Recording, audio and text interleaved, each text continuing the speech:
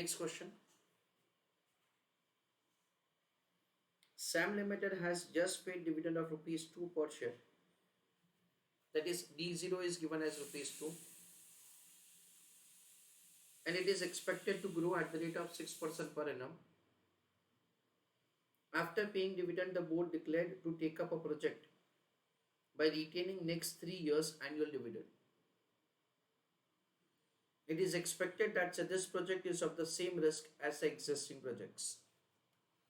यानी हम लोग अभी का हमारा required rate of return find करेंगे और वही का वही रिक्वायर्ड रेट ऑफ रिटर्न नए प्रोजेक्ट पे लगेगा, ऐसा दे रखा है.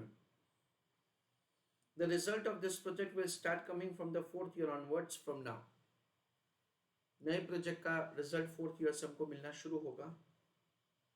The dividend will then be 2 rupee 50 paise per share and will grow at the rate of 7% per annum. An investor has 1000 shares in Sam Limited and wants a receipt of at least rupees 2000 per annum from this investment. Show that the market value of the share is affected by the decision of the board. यानी कि we are required to make the calculation of the market price of the share before accepting the project and after accepting the project. Also show how the investor can maintain his target receipt from the investment for the first 3 years and improved income thereafter, given the cost of capital of the firm as 8%. यानी हमको discounting rate दे रखा है 8%. तो question में हमको ऐसा पूछा है दैट से हमको market value of the equity share find करना है before accepting the project and after accepting the project, ऐसा दे रखा है. I request all of you to give answer in the chat box that what would be the market price of the share before accepting the project. Total यहाँ पे 3 question है. हमको पहला question ऐसा पूछा है what is market price of the equity share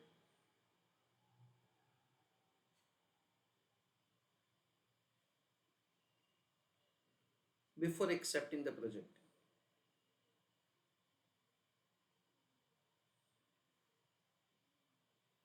Second,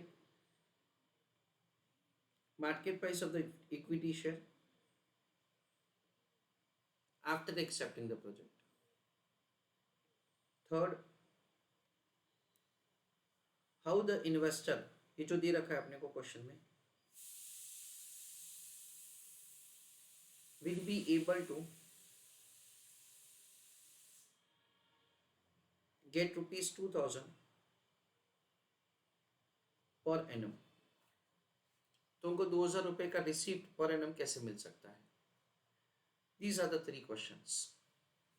मुझे first question का आंसर आप लोग चैट बॉक्स में बताइए. Calculation of the answer is very simple. हमको दे रखा है जस्ट पे डिविडेंड है 2 रुपए, ग्रोथ रेट है 6% और डिस्काउंटिंग रेट है 8%. So I request all of you to write down answer.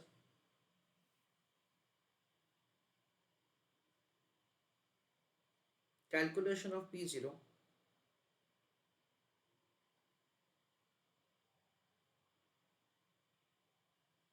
after accepting the new project. I'm sorry, before accepting the new project.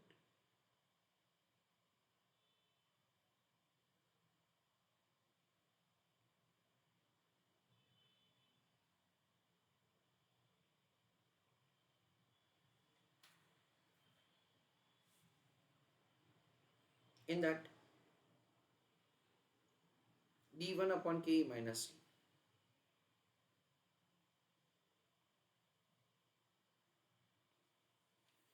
d1 का वैल्यू कैसे होगा 2 rupees into 1.06 divided by 0.08 less 0.06. ये 2 रुपी 12 पैसे divided by 0.02.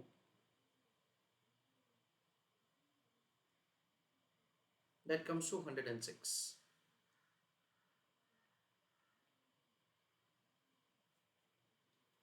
So price of the equity share before accepting the new project would be 106.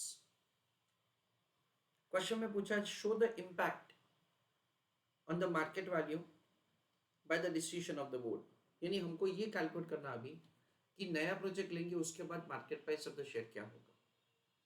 I request you to make the calculation that what would be the market price of the equity share after accepting the new project. Let us have understanding how to do answer. Question में ऐसा दे रखा है the board has that is declared to take up. नहीं देखो ये question में हमको एक अच्छा क्लैरिफिकेशन दे रखा है कि भी आपको पूछा नहीं है कि क्या करें, बोर्ड ने डिसीजन ले ही लिया है और हमको ये बताना है दैट से ये डिसीजन की वजह से प्राइस पे क्या इम्पैक्ट आया है. तो क्वेश्चन में ऐसा दे रखा है that say listen carefully the board declare to take up a project by retaining the next 3 years annual dividend. यानी कि बोर्ड के अनाउंसमेंट के बाद अगर मैं इक्विटी शेयर परचेज कर रहा हूं then in that case what will happen. Working note number 1, calculation of dividend per share year 1 to year 4.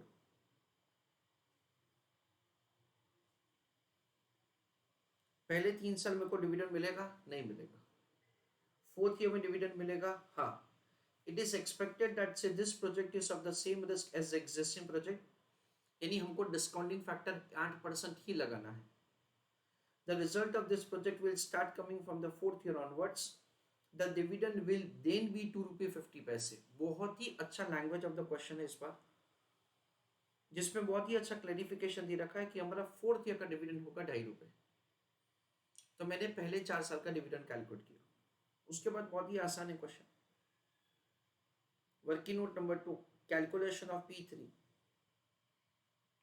P3 का मतलब क्या है sir, 4th year and onwards for perpetuity मुझे जो भी डिविडेंड मिलने वाला है उसका 3rd ईयर का value. It is D4 upon K minus C.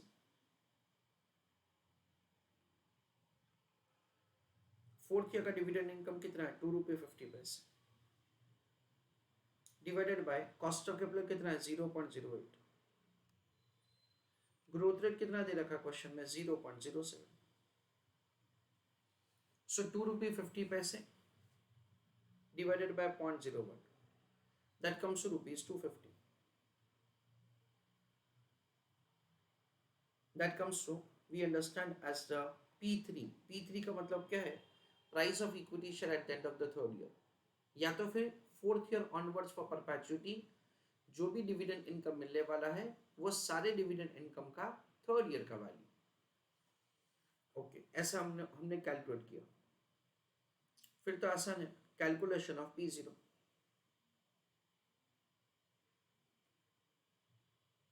यानी कि बोर्ड ने ये डिसीजन डिक्लेयर किया दैट से हम लोग ये प्रोजेक्ट लेने वाले हैं, उसके बाद क्या हो जाएगा, we understand that say first and second year में मुझे कुछ नहीं मिलेगा. If at all I consider to buy the security, first and second year में मुझे कुछ नहीं मिलेगा, 3rd ईयर में भी मुझे कुछ नहीं मिलेगा. 4th year onwards for perpetuity जो मुझे मिलने वाला है उसका 3rd ईयर का वैल्यू है 250 रुपये. उसको डिस्काउंट करेंगे at the rate of 8%. So we understand that say 1 divided by 1.08. First year का फैक्टर कोई काम नहीं है, सेकेंड ईयर का फैक्टर कोई काम नहीं है, 3rd ईयर का फैक्टर काम का है 7938.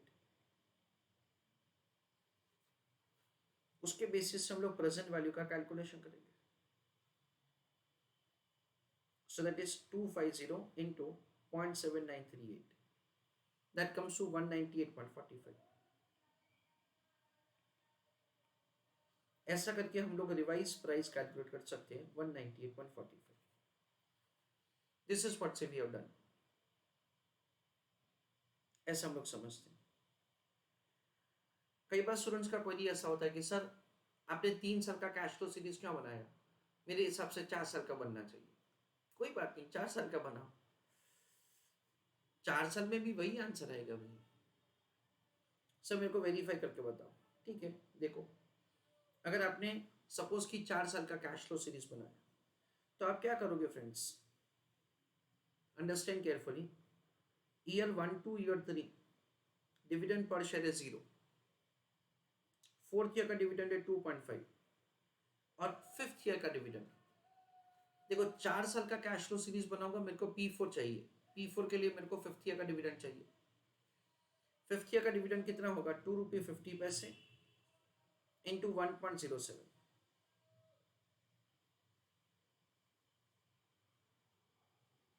so 2.675। ऐसा करके will make the calculation of the dividend per share से from end of year 1 to end of year 5। Of course first third year का नहीं है, पर डिविडेंड पर शेयर का कैलकुलेशन इस हिसाब से किया जाएगा। उसके बाद क्या किया जाएगा, working note number 2, calculation of P4 किया जाएगा। P4 कैसे, D5 अपॉन के माइनस सी।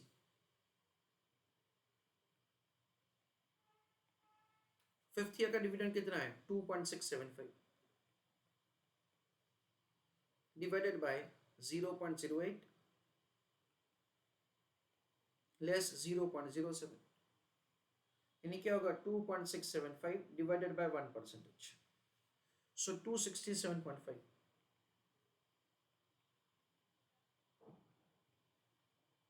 यानी ये क्या हो गया, ये हमारा P4 का वैल्यू हुआ। P4 का वैल्यू का अगेन दो मतलब है, price of equity share at the end of the fourth year, या तो फिर ऐसा भी समझ सकते हैं, fifth year onwards for perpetuity जो भी डिविडेंड इनकम मिलने वाला है उन सब का क्या, फोर्थ ईयर एंड का value. That is what we understand.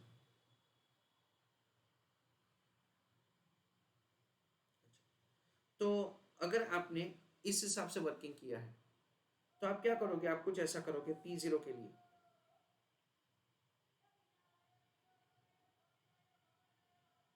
पहले 3 साल का डिविडेंड पर शेयर आप लिखोगे 0,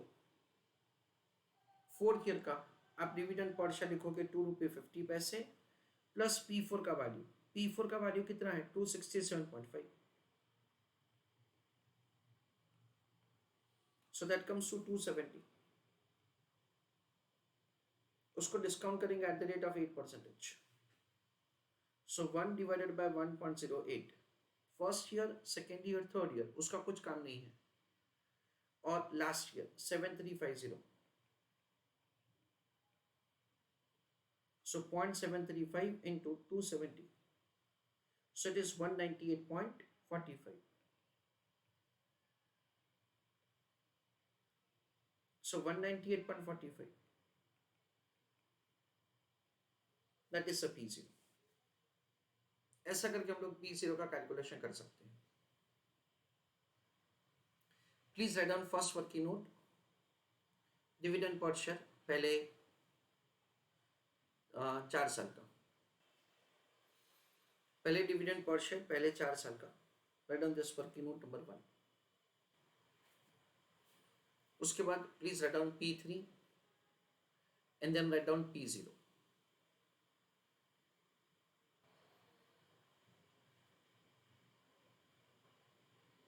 and you may write this answer if you want. I request you to give answer for the further question. Also show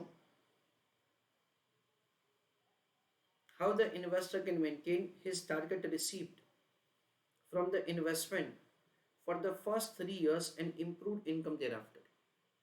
I request you to give answer for this question in the chat box. Now friends, question में ऐसा दे रखा है कि एक investor के पास ये company के 1000 shares है और उनको एटलीस्ट हर साल इसमें से 2000 रुपए का रिसीप्ट चाहिए। और अभी कंपनी ने क्या डिसाइड किया कि हम लोग नेक्स्ट 3 साल तक डिविडेंड पे करेंगे नहीं। सो इन्वेस्टर के पास और कोई चॉइस नहीं है but to sell investment at the end of the first year, at the end of the second year, and at the end of the third year. Such number of the shares will be sold so that sale value of those investments will be ₹2000। ऐसा करके हमको यहाँ पे answer calculate करना है। सारे students यहाँ पे ध्यान दीजिए। देखो क्या किया जाएगा, everybody is requested to pay attention. मैं ये जो वर्किंग हमने किया ना उसको बेस ले रहा हूँ, ठीक है ना। मैं कुछ ऐसा समझा रहा हूं आपको। P0 इज इक्वल टू, जो हमने किया already, P3 into PVIF at 8% for third year. यानी देखो मैंने क्या किया, पहले 3 साल का डिविडेंड इनकम कुछ नहीं है, fourth year onwards for perpetually जो भी मिलने वाला है उसको थर्ड ईयर एंड में डिस्काउंट किया। So it is D4 upon KE minus. तो ये क्या हो जाएगा, सीधा P3 का वैल्यू हो जाएगा into PVIF at 8% for third year, 1 divided by 1.08, first year का, सेकेंड ईयर का, थर्ड ईयर का फैक्टर 7938।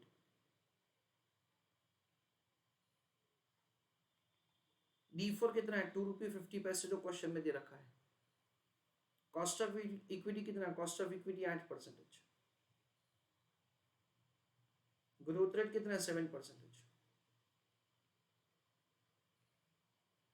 सो क्या होगा, ₹2.50 अपॉन 1%, यानी कितना होगा 250 इंटू 0.7938, दैट कम्स टू 198.45। देखो कोई भी इंटरनल इंटरिम डिविडेंड नहीं है ना, यानी कि इंटरनल कैश अक्रूवल नहीं है ना, इसलिए हम लोग ऐसा आंसर कर सकते हैं यहाँ पे। हर बार ऐसा नहीं हो सकता है फ्रेंड्स, क्यों, क्योंकि हर बार क्या होता है, यूजुअली इंटरमीडिएटरी यानी कि फर्स्ट ईयर में, सेकेंड ईयर में कुछ डिविडेंड का इनकम होता है ना। फ्रेंड्स जैसे मैंने आपको बताया, हमको P1 का कैलकुलेशन करना पड़ेगा। सर P1 का मतलब क्या है, P1 का मतलब है price of equity share at the end of the first year. इसका मतलब ये है that say we are required to find that what must be the price at which we can sell security at the end of the first year. क्योंकि हमको क्या 2000 रुपये चाहिए, suppose कि एक 2 मिनट के लिए मैं बोल लेता हूँ ऐसे ही कि प्राइस है 200 रुपये, तो हम लोग क्या बोलेंगे 2000 डिवाइडेड बाय 200। हम लोग ऐसा बोलेंगे कि देखो फर्स्ट ईयर में आपको 10 शेयर सेल करने पड़ेंगे तो आपको 2000 मिलेगा, इसलिए हमको P1 करना पड़ेगा, P2 करना पड़ेगा, P3 करना पड़ेगा। सब P3 तो है ऑलरेडी, हाँ सही बात है भाई, P3 हमारे पास ऑलरेडी है। In a way that's over here, it is 250 into 0.7938। नहीं देखो थर्ड ईयर में कितना शेयर्स बेचना पड़ेगा, उसका आंसर हम लोग एक्यूरेटली फाइंड कर सकते हैं, 8 शेयर्स बेचना पड़ेगा। वैसे फर्स्ट और सेकेंड ईयर में कितना शेयर्स बेचना पड़ेगा, उसका कैलकुलेशन करके मैं आपको बताता हूँ। I request all of you to write down answer along with me. In order to receive ₹2000 per annum from end of year 1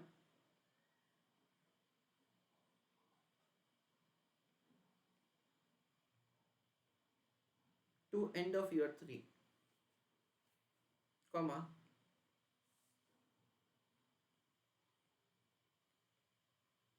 investor should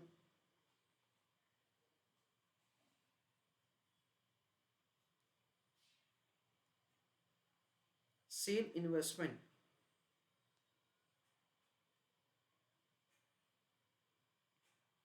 at the end of every year, full stop।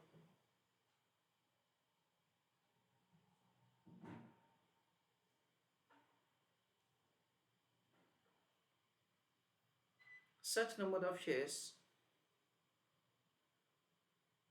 to be sold so that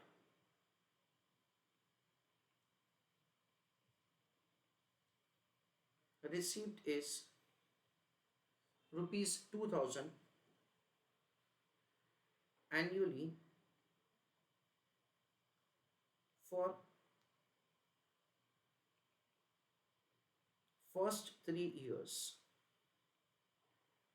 full stop। First year, second year, third year. Market price of equity share, यहां पे मैं लिख रहा हूं 250, 250 कैसे, वो भी हमने समझ लिया, दैट इज D4 अपॉन के माइनस सी। ना फर्स्ट ईयर का प्राइस क्या होगा वो मैं आपको समझाता हूँ। देखो फर्स्ट ईयर के प्राइस के लिए अभी आप लोग ऐसा समझ सकते हैं कि P3 into PVIF eight the rate of 8% for second year, बराबर है ना। थर्ड ईयर से उसको फर्स्ट ईयर में डिस्काउंट किया, थर्ड ईयर से 0 ईयर में लाना है तो हम लोग थर्ड ईयर का फैक्टर लगाते हैं, पर थर्ड ईयर से सेकेंड ईयर में लाना है तो क्या करेंगे, सेकेंड ईयर का फैक्टर लगाएंगे। P3 कितना है, 250 है, 1 डिवाइडेड बाय 1.08, फर्स्ट ईयर का फैक्टर सेकेंड ईयर का factor 0.8573,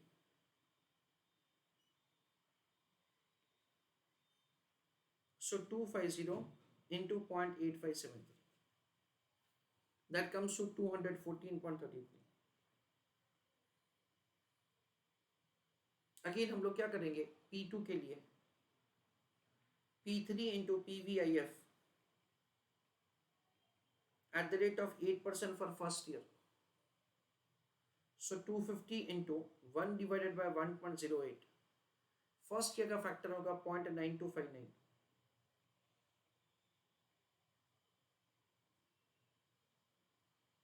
so 250 into 0.9259, that is 231.48, that is the way we can compute the market price of the equity share। उसके बाद हम लोग कर सकते हैं number of shares,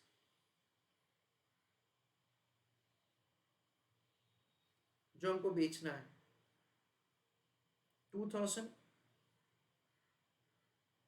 divided by 214.33, 2000 divided by 231.48, और लास्ट ईयर में 2000 डिवाइडेड बाय 250,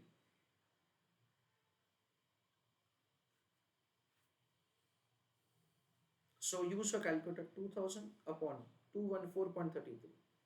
देखो आंसर आता है 9.33, पर फ्रैक्शन नंबर ऑफ शेयर्स नहीं बेच सकते, तो क्या बोलना पड़ेगा, अब 10 शेयर्स बेचिए,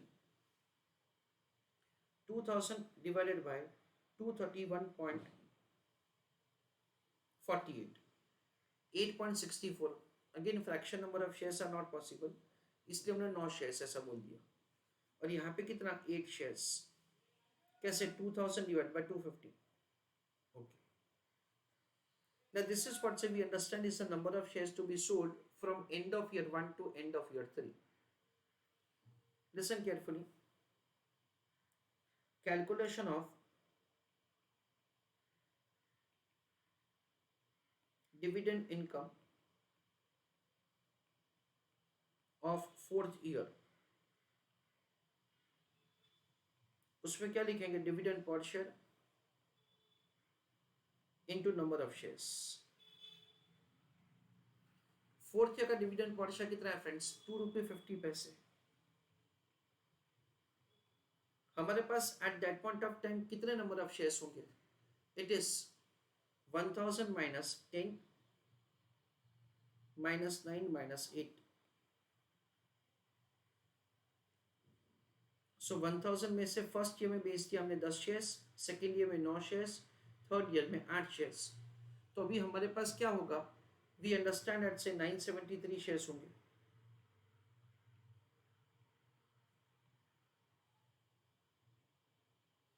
तो हमारा फोर्थ ईयर का रिसिप्ट क्या होगा, 2432.5, यानी क्या बोलेंगे, देखो भाई फोर्थ ईयर से आपको चिंता करने का जरूरत नहीं है, फोर्थ ईयर से the dividend income that you will receive will be sufficient to cover the 2000 rupees of the target receipt that you have। I request you to write down this answer, और उसके बाद फिर ये answer लिखिए आप लोग।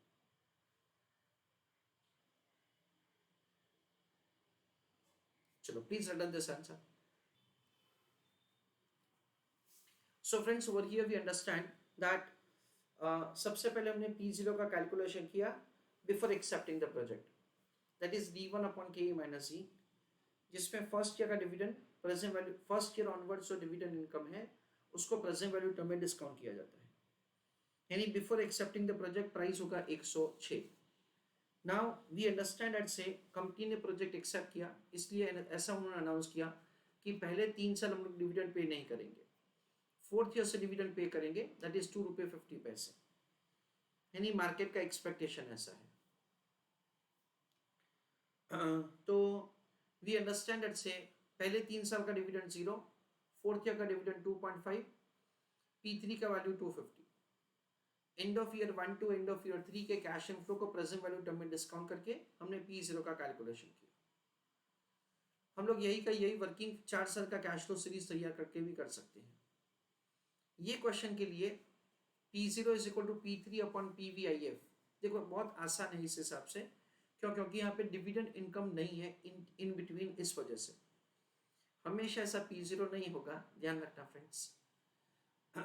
फिर second part of the question में ऐसा दे रखा है कि अगर हमको लग रहा है कि अगर हमको हर साल 2000 रुपये का कैश इनफ्लो चाहिए तो क्या करने का भाई तो ऐसा करने का कि आपको अपना इन्वेस्टमेंट ही बेचना पड़ेगा। क्योंकि आपको डिविडेंड तो मिलने नहीं वाला है, तो इसलिए हमने क्या किया, P1 किया, P2 किया और P3 तो ऑलरेडी है हमारे पास। सो 2000 रुपये का रिसिप्ट डिवाइडेड बाय P1, 2000 रुपये का रिसिप्ट डिवाइडेड बाय P2, ऐसा करके हमने क्या किया, नंबर ऑफ शेयर्स जो बेचने पड़ेंगे ना वो कैलकुलेट किया। फिर जो भी नंबर ऑफ शेयर्स बेचने पड़ेंगे उसको 1000 में से डिडक्ट किया, तो हमारे पास बचेगा कितना, 973 शेयर्स। ये 973 शेयर्स इंटू ₹2.50, हमारा 4th ईयर का इनकम क्या होगा, 2432.5, जो 2000 रुपये से ज्यादा है। इसलिए हम लोग ऐसा बोल सकते हैं दैट से 4th ईयर से you don't have to bother, you will be having sufficient cash inflow, so that say you will be able to meet with your target receipt।